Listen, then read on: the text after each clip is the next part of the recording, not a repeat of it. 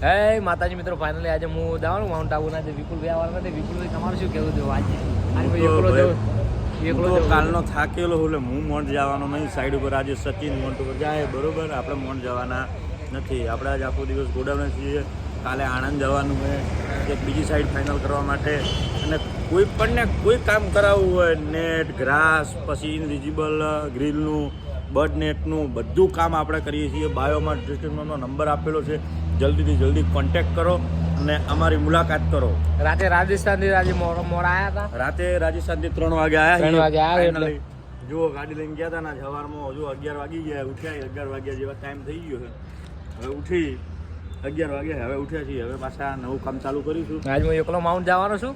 આજે આ એકલો 2-3 જણા એમ તો છે. 2-3 જણા પણ કે મારા પણ આ જશે ખરી માઉન્ટ.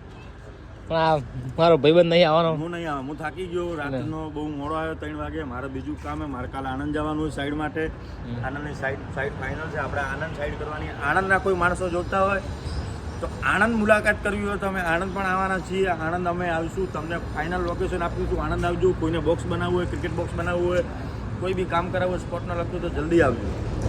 જો અમારી ગાડી છે. આ ગાડી લઈને તો જવાનું નહીં ને પેલો લાલ ઘોડો છે મારો.